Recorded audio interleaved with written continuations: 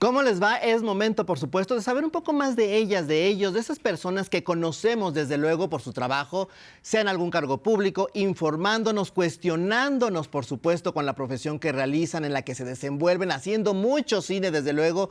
Vamos a conocer también ese lado B, esa otra cara de la moneda. Yo, como les digo, soy Edgar Estrada y hoy vamos a platicar, les cuento, con un hombre cuyo nombre pues nos evoca a la sabiduría, a la cultura y al amor, por supuesto, por nuestro país. Se define como una persona tímida, pero a través de sus ojos, desde luego, nos ha permitido conocer muchísimas historias muy personales de gente muy cercana o quizá lejana, pero que se hacen cercanos.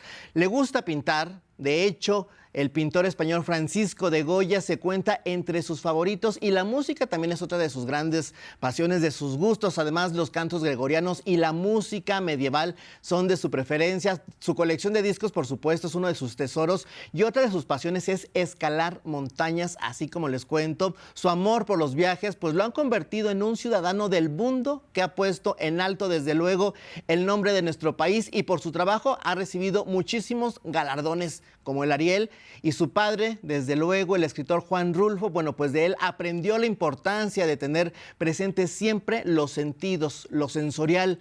Así que, pues vamos a darle la bienvenida, sin lugar a dudas, aquí en Lado B, al director de cine y guionista, por supuesto, Juan Carlos Rulfo. ¿Cómo estás? Qué gusto recibirte aquí en Lado B. Muchísimas gracias. ¿Dónde sabes tantas cosas? Pues nos dedicamos a investigar un poco más de ti. Muchas gracias. Ya se me habían olvidado algunas, fíjate. Pues ya para recordarlas, por supuesto, y que la gente conozca ese lado B, porque siempre conocemos tu trabajo, lo alabamos, lo aplaudimos incluso en las salas de cine cuando tenemos oportunidad de ver estas películas en grandes festivales. Hablamos un poco del Festival de Cine de Morelia que acaba de pasar, que siempre yo creo que recibe bien los trabajos del cine mexicano, de los documentalistas, pero bueno, pues también es importante conocer cómo sienten, cómo piensan, cómo has crecido también. Bueno, yo creo que estos festivales son el nicho, es el espacio, es la plataforma para lanzar tus películas, para estar cerca del espectador, para entender mucho de cómo poder mover la película ya en salas. Y en ese sentido, bueno, uno les agradece a Morelia, a Guadalajara, a Guanajuato, a todos estos festivales que hacen lo suyo, ¿no? Han sobrevivido pese a todas las males que hemos pasado. Y también es el espacio en el que se dan a conocer nuevos realizadores. Entonces uno va allí para conocer, para saber cuál es lo que viene, cómo están las cosas. Últimamente me he sentido como un sándwich, estoy en medio de los que ya vienen y de los que ya se están yendo, ¿no? Entonces, bueno, están pasando muchas cosas. Yo siento que nos estamos reinventando y que en este sentido el cine que me gusta, que es el cine documental, está nuevamente teniendo una cara B, C, D, muy poderosa y que tiene mucho que decir de este país, ¿no? Y que justamente tiene mucho que decir de este país, y uno de estos documentales es el que recién estrenaste, justamente. Platícanos de estas cartas. Cartas a distancia es una película documental sobre la pandemia.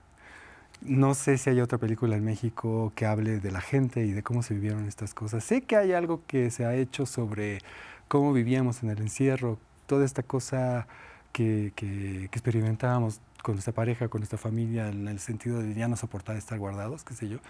Pero de lo que no se ha hablado es de lo que pasaba con la gente realmente en la calle y en las clínicas y en la relación con los trabajadores de la salud. Esta película finalmente está hecha por ellos, está hecha por la gente a través de cartas, pequeños textos que se escribían entre sí. Gracias, tú sabes, cuando te contagiabas de COVID, te metían a una clínica, no salías de ahí, estabas completamente aislado de la gente porque eras contagioso. Pero al mismo tiempo tú no sabías nada de tu vida, de la vida de los demás, y tu familia no sabía nada de ti. Y eso traía consecuencias emotivas, emocionales en los pacientes graves. Muchas veces la gente ahí quedaba y ya no sabíamos nada de ellos. Pero gracias a una inquietud de los trabajadores de la salud, en este caso de los enfermeros, enfermeras, empezaron a crear estos puentes de comunicación con letreros, con cartitas, con notas, que eso luego se transformó en videos a través de los celulares y luego también se transformó en más videos que finalmente hicieron toda una epopeya de lo que fue este espacio de comunicación y que finalmente salvó gentes. Y que el documental también une a las personas, en este caso con esta cinta, que yo creo que es una cinta, quizá no es la más personal tuya, pero sí es la más personal entre la gente que vivió, que estuvo sufriendo, padeciendo, perdiendo a sus seres queridos durante la pandemia, porque no es solamente un documental. Así es. Yo creo que es una película emotiva que nos mueve, que nos hace recordar que estamos vivos finalmente. Y es un homenaje a la vida, es un homenaje también a no decir que lo que ya pasó fue terrible, por supuesto lo fue, pero no podemos olvidar y tenemos que corporizar lo que aprendimos de estas crisis. O sea, no es, demos la vuelta a la página y ya pasó. Sí, pero al mismo tiempo tenemos que llevarnos a algo que ocurrió. Y esta película finalmente tiene humor, tiene nostalgia, tiene el reconocimiento de que la gente tiene iniciativas que salvan. Finalmente esto fue gracias a la iniciativa de la sociedad civil, nuevamente, que se activa y que se organiza para tener esta comunicación. Porque tú sabes, en la pandemia lo que todo el tiempo recibíamos era cuál era el índice general de caídos durante la batalla, es decir, cuántos hospitalizados, cuántos muertos, dónde está la gráfica, pero nunca que sabíamos. Que si era verdad, que si era mentira, que si se maquillaban las peloteo cifras. Tremendo allí que no servía de nada. En cambio, pues bueno, no son competencias, pero no sabíamos nada de la gente.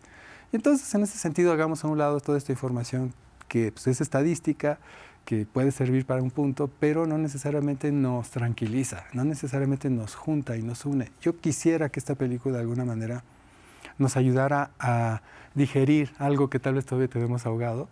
Es dura en algunas partes, pero al mismo tiempo te relaja y sales, creo, y se los quiero compartir de esta manera, relajado y con un abrazamiento y un reconfortamiento con la vida y con la gente y con la sociedad. México necesita mucho eso, ¿sabes? O sea, estamos todo el tiempo golpeados por la violencia, por los descuartizados, por tantas cosas tremendas, que no podemos seguir a fuerza recibiendo ese tipo de mensajes. También hay otros que son los que nos deben de reconfortar. No solamente las películas domingueras, que también, sino también otros mensajes que hacen que nuestra palabra, nuestra voz, nuestro ser valga la pena, ¿no? Es decir, México es un país enorme, fantástico, lleno de vida, de posibilidades, y no podemos estarlo golpeando todo el tiempo con polarizaciones, con ejemplos tortuosos del desastre que vivimos, sino que también están estas otras partes que nos hacen renacer y reconstruirnos, ¿no? Yo creo completamente en eso. Y que te gusta ir y venir justamente como documentalista, plasmar estas historias, ¿no? Recordamos, bueno, pues en El Hoyo, de Panzazo también, del Olvido no me acuerdo, que siempre vas y vienes con historias, pero que finalmente son historias de la gente. ¿Te gusta retratar? ¿En qué momento nace tu gusto por el documental? ¿En qué momento dices, yo quiero dedicarme a esto? Yo no sabía que el documental se llamaba documental. Para mí es cine, y sigue siendo cine, de hecho es cine, pero es curioso, puede ser un documental informativo y este tipo de situaciones que existe y es parte de la comunicación, pero existe otra manera de hacerlo que es mucho más libre, mucho más juguetona y que me permite estar en contacto contigo, con la gente, conocerlos. Es algo que yo llamo metichismo profesional, que me encanta saber de la gente, me encanta tener amigos. Ya no es la cámara, ya no es la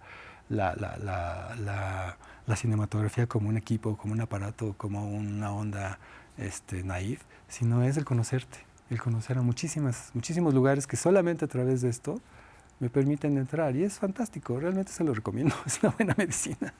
Pero ¿cuál fue tu primer acercamiento con el género? La primera vez que hice una película fue cuando murió mi padre, ya hace 30 años, estábamos hablando del 86. Y en eso mi madre me dijo que fuera al sur de Jalisco a conocer a la gente que había conocido a mi padre, que tal vez de esa manera sabría quién era mi padre. Eso suena a cuento. Bueno, le hice caso a mi madre, fui, comencé a hablar con la gente que me fui encontrando por ahí, y ellos fueron mis verdaderos maestros, por la manera como hablaban.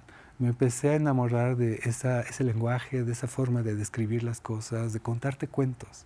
Que alguien, un señor mayor de 90 años, tenga un don de la palabra y te empiece a contar una historia de todas las historias que vivió en su vida, de una manera tan particular como lo hacían, es increíble. Entonces de ahí me empecé a enamorar de esa forma de contar y después me di cuenta que estas entrevistas, estos encuentros, se llamaba hacer un reportaje o hacer un documental.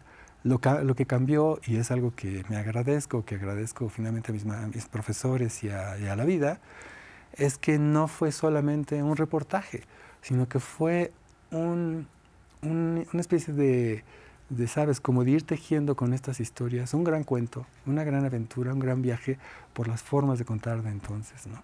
Y eso lo quiero seguir haciendo en el presente y hacia el futuro. Cómo contamos, cómo somos y cómo vivimos. Y gracias a eso nos metemos en la vida de la gente, en las sociedades, de algo que no conocemos. Es decir, creo completamente que en este país no nos conocemos, que nos hace falta adentrarnos más, que nos vemos como desconocidos, que medianamente creemos que estamos en un país que que no sabemos muy bien qué está pasando, pero que según eso conocemos, pero realmente no. Y cuando de repente nos vemos reflejados en la pantalla a nosotros mismos en alguien que es como nosotros, decimos, wow, gracias, ¿no? Y eso pasa en Cartas a Distancia, por ejemplo, que la hemos exhibido varias veces, hacemos que pasen al frente a los personajes que están en la película y vemos que son personas como tú.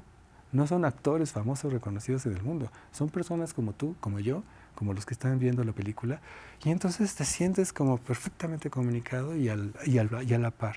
Crear no sé, planteamientos de comunicación de esa manera me encanta. Y creo que en este caso se logró. Y ese es el puente que va desde el origen de estas historias de los cuentos del sur de Jalisco, de todos estos grandes viejos, hasta este presente de las personas comunes y corrientes que nos unen de alguna manera en nuestro pasado. Son las raíces, son nuestra esencia, y eso creo que es muy importante, ¿no? Y hablando precisamente de estos dos puntos que acabas de mencionar, uno de ellos, tu padre, por supuesto, pero también hablando de este documental, de estos términos que te llevaron a Jalisco para conocer un poco más de estas cartas, de pronto yo creo que hay palabras muy importantes y claves fundamentales que a veces se nos olvida pronunciar, decir de manera sincera, yo creo como seres humanos, como es te quiero, te extraño, te deseo lo mejor. Justo a tu padre siempre le dijiste lo mucho que lo querías, siempre había esa comunicación sentimental. Mira, así como tú me lo dices, efectivamente decir te quiero no lo recuerdo, pero siempre estaba pegado a él comiendo naranjas con chile. Y esa era una forma de expresar que su compañía me daba calor, me daba abrazo. Éramos muy parcos en la comunicación. De hecho, en mi casa somos muy parcos de la comunicación. Y tal vez por eso, qué bueno que lo mencionas, tal vez por eso siento que es muy importante que en la sociedad, allá afuera, en la calle, nos podamos expresar eso. Y regreso otra vez a la película de Cartas a Distancia, donde de repente un pequeño papelito con un letrero que decía te quiero, vuelve pronto, toma unas dimensiones en un momento de crisis donde precisamente lo que no podemos hacer es estar juntos. Bueno, claro que lo pienso y extraño mucho de no tener a mi padre junto a mí, a mi madre también, que ya es una persona mayor, y que de repente, ¿por qué no vamos a aprovechar la compañía del otro, de la novia, de la hermana, de los amigos, y abrazarlos, ¿no? Es momento de hacer eso, pero no olvidando que eso no necesariamente es para siempre, que está en riesgo todo el tiempo, que puede ocurrir cualquier cosa y que tenemos que estar conscientes de que nuestra fuerza es precisamente nuestro abrazo, ¿no? Es muy bueno lo que acabas de decir. Y que son detalles, Sí. son pequeños detalles que finalmente hacen totalmente la diferencia entre las relaciones humanas. Las pequeñas cosas siempre van a ser muy grandes. Y esas pequeñas cosas son estas que de repente nos damos cuenta cuando no podemos tenerlas, como en el caso de la pandemia, ¿no? No podíamos hacer algo tan sencillo como respirar. Es una crisis de la respiración. ¿Qué es eso? ¿No? Te ataca esa parte, es como respirar, es como ver, es como caminar. De repente no puedes hacer nada de este tipo de cosas y tampoco podías amar. Pues, ¿qué es eso? Entonces, bueno, la vida finalmente está en riesgo y por eso creo que es importante estos detalles de decirle al otro, de conocer al otro, de platicar con el otro, de apreciar sus palabras, de ver estos espacios como en la Ciudad de México, que es un caos, pero al mismo tiempo es una cosa espectacular de relaciones humanas que necesitan encontrarse de alguna manera. ¿Por qué no procurar? ¿Por qué no los gobiernos, en vez de polarizarnos, nos procuran y traten de juntarnos, ¿no? Tal vez es muy naif de mi parte, pero a eso es a lo que intenta hacer el arte. El cine, en este caso, es crear espacios para que la gente se pueda convivir y que salga de la sala con otra visión del mundo, ¿no? Pero justamente te ha gustado indagar no solamente en los sentimientos, sino también en otras situaciones. Por ejemplo, ahora que mencionas de panzazo que hiciste de la mano con Carlos Loret en su momento. Sí, bueno, ese fue un experimento en el que de repente yo estaba criando a mis hijos, que estaba buscando escuela y de repente entramos en todo un espacio en el que te das cuenta que estamos como estamos precisamente por la educación. Entonces, para mí hay 3 elementos prioritarios de desarrollo de esta nación. Si yo fuera presidente, lo primero que haría sería desarrollar la educación y la cultura, después la salud y después la seguridad, ¿no? Entonces, esas 3 cosas nos pueden ayudar a construir una mejor nación. En ese sentido, pues, se sucedió la oportunidad de hacer una película en la que íbamos a explorar las distintas partes en las que se plantea el quehacer educativo, los padres, la academia o los maestros. Y los 3 son culpables de algo que no saben bien cómo manejar. Y ahí ocurrió que después todo aquello se volvió un desastre porque empezó un golpeteo político de no fueron, la película no sirve porque están denegando a los maestros. Bueno, hay maestros malos, pero hay maestros muy buenos. Estamos en un vicio tal que de repente nadie puede aceptar que efectivamente hay problemas graves en la educación, en los funcionarios y en los padres, en nuestras maneras de educar, porque también fuimos educados de una manera. Tenemos que reevaluar, tenemos que admitir que no estamos bien y que basta del golpeteo político de izquierdas, derechas. Ya no existen ni izquierdas ni derechas, existen radicalismos, existen necedades, ¿no? Y eso es lo que creo que no está bien. ¿Y ha mejorado la educación desde tu punto de vista, desde que hiciste ese documental al día de hoy? No, yo creo que eso quedó intacto o peor. Más bien hubo silencio y hubo una grilla brutal y yo creo que estamos peor, ¿no? Definitivamente. Y eso lo vemos precisamente en la vida cotidiana y en donde estamos a nivel político, a nivel de seguridad y a nivel del concepto que tenemos de todo. Entonces tenemos una gran nación con grandes personas, con un espacio natural increíble, pero con un concepto de lo que tiene que ser el desarrollo fatal. ¿Te gustaría hacer un documental plasmando el mundo político? Claro. ¿O no que te sí. interesa? Me interesa muchísimo, claro, y sobre todo que haya esa apertura de poder ver las 2 o 3 o 4 partes y ver más allá de como si fuera un debate presidencial, más allá de eso, es de veras poner en la mesa estos argumentos que son muy valiosos de escuchar, pero que sean francos, que sean netos, que sean no nada más por un voto, sino de veras en base a que estás viendo lo que ocurre en este país y todavía tienes el cinismo de decir que Fox, el otro, aquel, allá, todavía tienen o sea, todos somos culpables de alguna manera. Creo que es momento de hacer un gran abrazo institucional o nacional, como nación. El concepto de nación, ¿qué es una nación? Es todo esto, todo lo que tenemos aquí. ¿Cómo lo podemos abrazar y de veras decir, vamos a luchar por todo esto? Pero ni tú ni el otro es mejor. Entonces, bueno, es muy interesante y yo creo que desatar la discusión al respecto de evaluar realmente quién de veras tiene la razón, cosa que no creo que ninguno la tenga, sería importante, ¿no? Si viviera tu padre, ¿qué crees que diría de México? Bueno, su obra está cada vez más actual que nunca, pienso.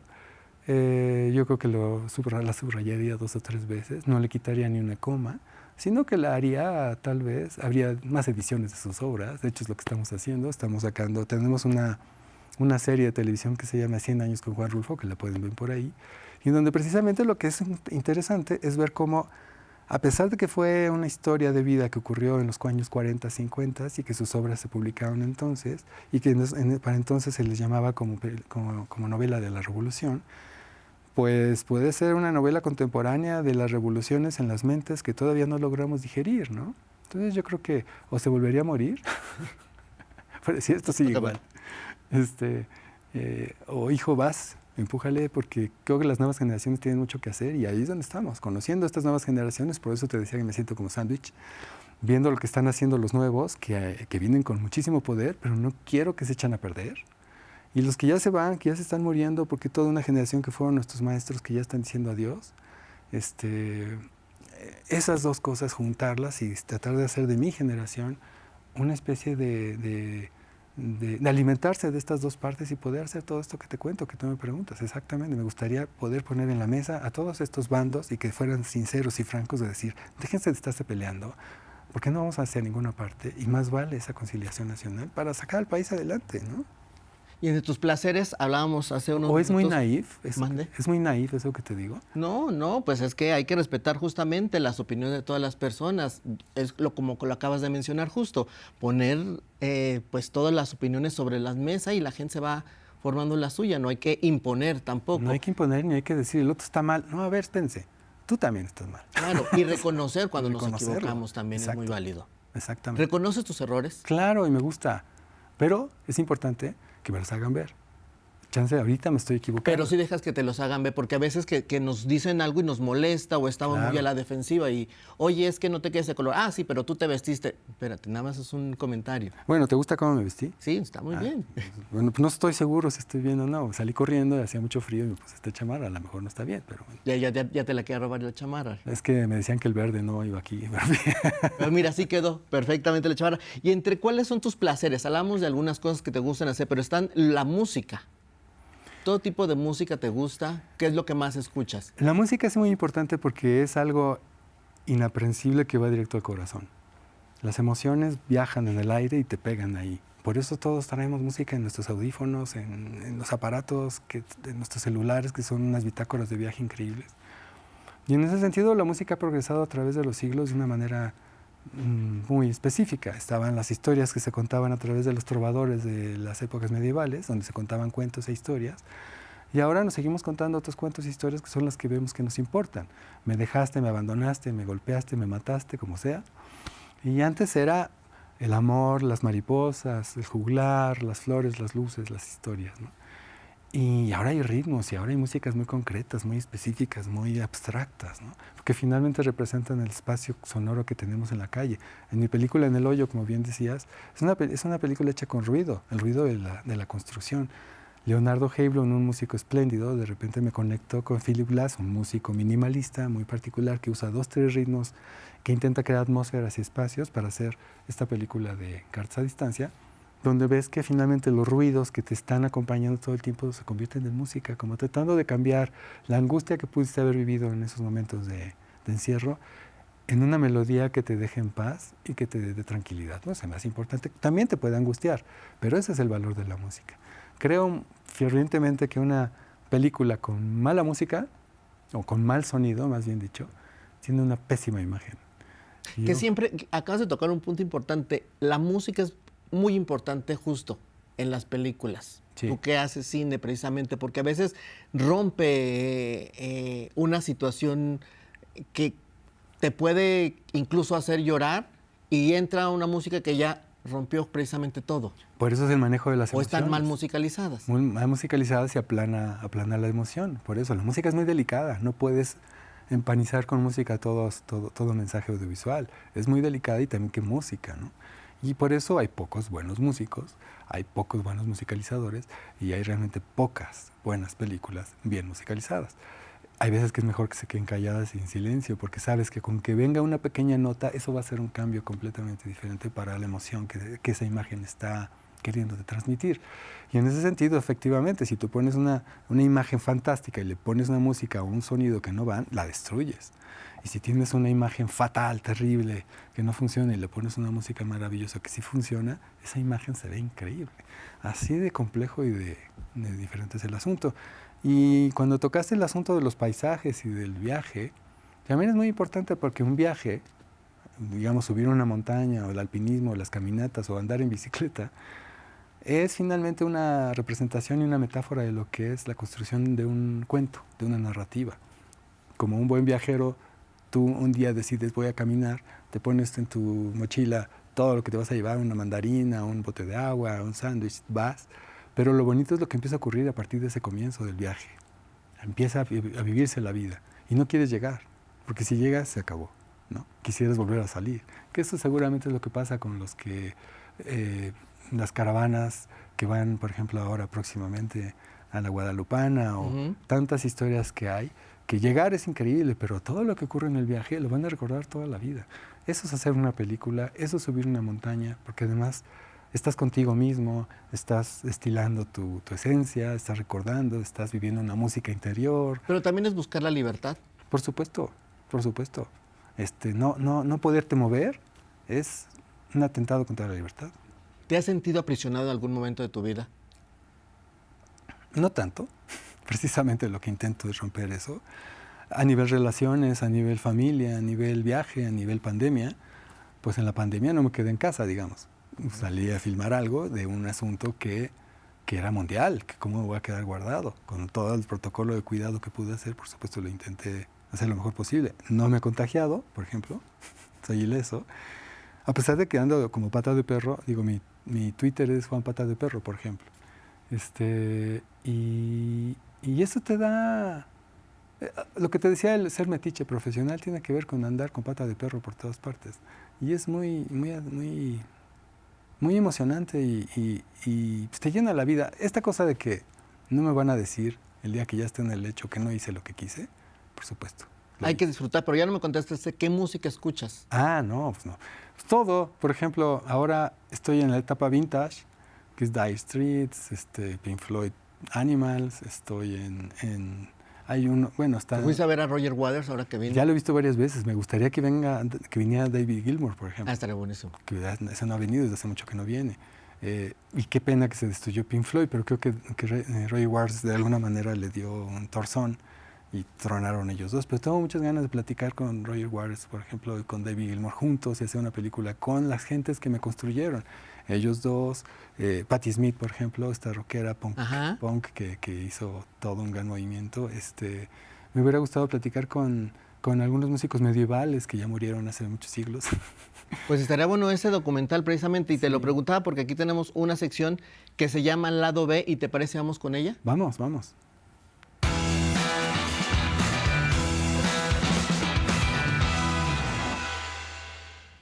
Y es que, como puedes ver, tenemos aquí varios acetatos, Juan Carlos, precisamente, que recordarás estos acetatos, estas maravillas musicales. Hay varios géneros y tengo en mis manos el de la Tariácula, de Amalia Mendoza. Y es que esta sección, que es lado B, hay dos partes de preguntas. Lado A y lado B, y tú eliges qué lado quieres de las preguntas, el lado A o el lado B. A ver, el lado A, ya que hemos estado en el lado B. Vamos con el lado A, y precisamente es, de acuerdo a la canción México lindo y querido, ¿cuál es tu visión de México el día de hoy? Querido y que, ¿cómo dijiste? México lindo y querido. El México lindo y querido. Querido México lindo. Muy bien, y a propósito de El último trago de José Alfredo Jiménez, que dice, siempre caigo en los mismos errores, otra vez a brindar con extraños, ¿te arrepientes de tus errores? Claro que me arrepiento de mis errores, pero qué bueno que los cometí, porque finalmente ese brindis con extraños me permite aprender de todos ellos, y eso es el ser metiche. Me gusta esa respuesta, fíjate. De acuerdo a la canción Qué padre es la vida, que cantaba Amalia Mendoza precisamente, y que dice, yo quiero vivir mi vida siquiera mientras me dura. ¿Cómo vives tu vida? Que dura la vida, pero que dure. Que dure lo que tenga que durar. Pero aunque sea dura, que dure. Así es. Y hay otra sección aquí que tenemos, que es Palabras Netas. ¿Te parece? Vamos con esto. Venga.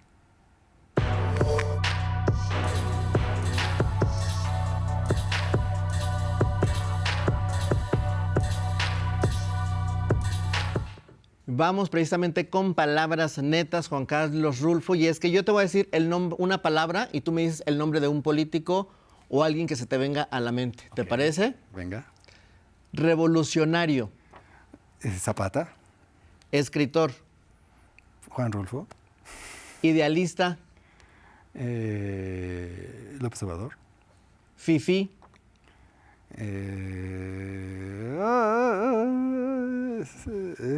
Uy. Todos. Chairo. Todos. Un buen periodista. Aquel. ¿Nombres tengo que decir? Sí. Un buen periodista, Carmen Aristegui. Transformación. Juan Villoro. Candidato a la presidencia. Porque pienso que las mujeres deben tener una oportunidad y que aunque no sé cómo le vaya a ir, pues venga, Sheinbaum. Mentor.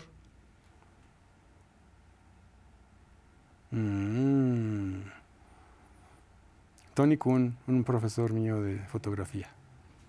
Mentiroso. Peña Nieto. Amigo. Mi padre. Chachalaca.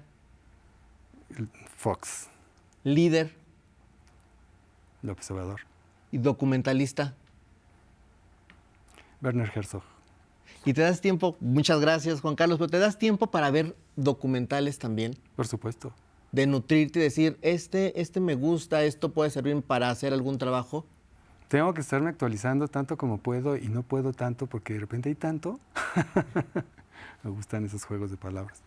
Pues hablamos el de Hagerman, por ejemplo, que estuvo en Morelia también, que tardó 6 años y vale la pena hablar también de él. Bueno, Carlos Hagerman, por ejemplo, empezó a hacer una película que es una segunda parte de otra que hicimos conjuntamente, que se llama Los que se quedan, en donde una familia que participa en esta película se fue a Estados Unidos. Intentó hacer su vida por allá y Carlos la retomó varios años después, pero en animación. Es un documental animado de alguna manera. En 2D. En 2D. Y lo curioso de todo era ver cuál había sido el progreso, cómo habían mejorado su vida después de toda esta epopeya, ¿no? Y es interesante ver entonces, con este contexto animado, que un poco la propuesta era que, bueno, tal vez si la gente no puede ver o no le gusta ver un documental donde haya ciertas tragedias o que sea la gente muy agresiva el cuento de la historia, entonces vamos a hacerlo en animación, en un 2D muy sencillo, muy amistoso, muy amable, ¿no? Esa es la propuesta. Y lo difícil de esto es que tardas más tiempo, porque hay que estar haciendo los dibujos, hay que hacer los renders, hay que estar allí en medio de la máquina, ¿no? Entonces, bueno, lo lograron, me da mucho gusto que lo pueda seguir haciendo por ahí y que la gente se acerque a ver esto y veamos si es cierto que es la animación o es el documental. ¿Cuál de las dos? No creo que haya diferencia, creo que es una aportación más de Carlos, que está muy interesado en saber qué pasó con las historias de esos personajes, ¿no? Y tratar si hay un bienestar en esta aventura de dejar tu país y irse al otro lado. Hay quienes dicen que sí, por ejemplo, Guillermo Navarro, un fotógrafo ganador del Oscar, mexicano, es el fotógrafo de Laberinto del Fauno, de Guillermo del Toro.